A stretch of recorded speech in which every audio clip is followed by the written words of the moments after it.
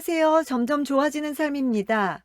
오늘 코스피 지수가 한 달 만에 종가 기준 2,400선을 하회했는데요. 간밤에 미국의 11월 서비스업 구매관리자 지수 PMI죠. 시장 예상치를 상회하는 등 경제지표 호조에 연준의 매파적 기조가 더 유지될 것이란 예상으로 투자 심리가 위축이 되는데요. 미국 주요 지수의 하락, 금리 상승, 달러 강세에 환율도 급등을 했고요. 어제 이어 외국인과 기관의 매도세로 오늘 코스피, 코스닥 모두 하락하는 모습을 보였습니다. 코스피, 코스닥 모두 개인이 홀로 순매수세를 이어갔고요. 코스피에서는 의약품 업종만이 유일하게 상승 마감을 했습니다. 코스피는 1.08% 상승한 2393.16으로 마감했고요. 코스닥은 1.89% 하락한 719.44로 마감을 했습니다. 코스닥에서는 통신 서비스 업종, 운송 업종이 애플페이 모멘텀의 강세를 보였고 종이 목재 업종이 국일재지 급등으로 상승 마감했습니다. 반면에 디지털 컨텐츠, 화학, 방송 서비스 업종이 약세를 보였습니다. 오늘의 특징주를 살펴보면요. 현대중공업 그룹주가 임단협 잠정 합의안 도출과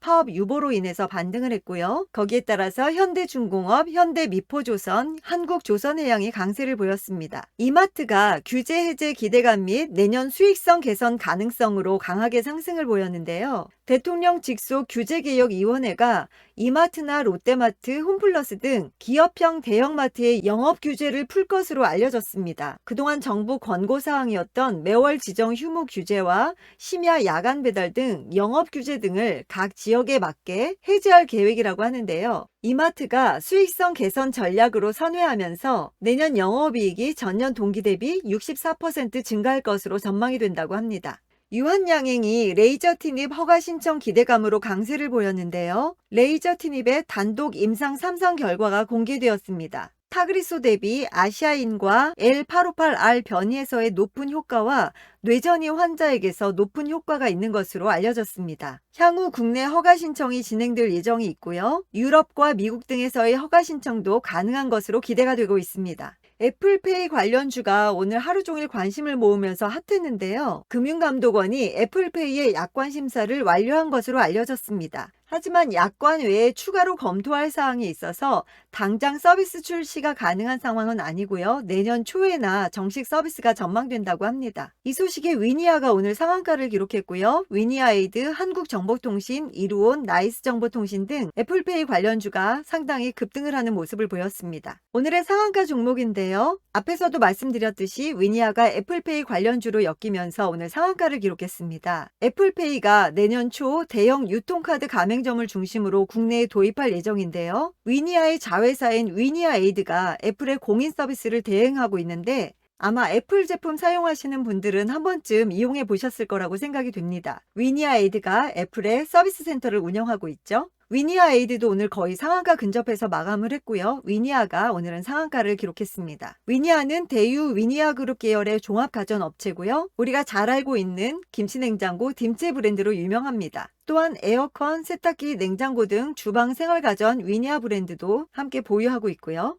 두 번째 상한가 종목 유니드 뷰티플러스인데요. 조금은 생소해 보이는 이름인데 유니드에서 인적 분할되어 재상장된 업체입니다. 지난 28일에 재상장되었는데 그때 유니드의 주가는 굉장히 큰 상승이 있었고 반대로 유니드 뷰티플러스는 재상장한 첫날 굉장히 큰 급락이 있었습니다. 오늘 저가 매수세가 들어왔다는 분석도 있고요. 또한 국민의힘 당대표 한동훈 차출론에 한동훈 관련주로 엮이면서 또 급등을 하기도 했습니다. 어제부터인가 한동훈 관련주에 대한 이야기가 많이 언급되고 있는 것 같습니다. 유니드 뷰티플러스는 MDF, LPM, 기타 가공보드, 제재목 등 목재 제품의 제조, 판매 및 PB, 합판, 원목 수입 판매 사업을 영위하고 있습니다. 유니드 뷰티플러스를 포함해서 한솔홈데코, 동화기업, 선에넬, 포레스코 등이 전체 시장 규모의 80% 이상을 차지하고 있다고 하네요. 세 번째 상한가 종목 SAMG 엔터인데요. 오늘 상장을 했습니다. 상장 첫날 상한가로 화려하게 데뷔를 했고요. 3D 기반 키즈, 패밀리, 종합 플랫폼 기업이라고 합니다.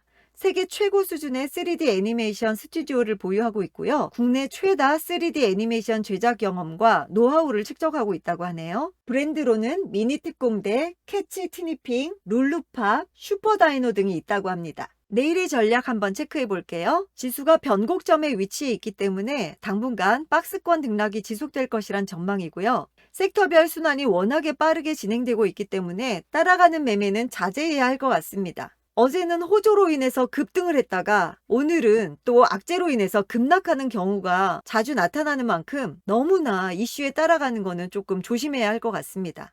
박스권을 깨는 흐름이 나타나지 않는다면 이번 주는 관망하는 것이 가장 좋아 보이는 흐름이다라는 전략이 있었습니다. 체크해야 할 일정으로는요. 내일 법원의 위믹스 상장 폐지 가처분 인용 결과의 발표가 예정이 되어 있습니다. 카카오 개발자 컨퍼런스 있고요. 미국의 10월 내구재 주문, 10월에 무역 수지가 있습니다. TLB와 피코그램의 무상증자로 인한 추가 상장이 예정되어 있고요. 라온텍의 스펙 합병 상장이 예정되어 있습니다. 하이브의 보이그룹 N팀이 일본 데뷔를 하는데요. N팀의 데뷔를 위해서 방시혁 총괄 프로듀서를 필두로 방탄소년단, 투모로우 바이 투게더 등과 협업한 하이브 최강 작가진이 총출동을 했다고 합니다. 선 공개된 타이틀곡 언더 더 스킨은 일본 주요 음원 사이트인 라이뮤직의 주간 차트 톱10에 진입했다고 하네요.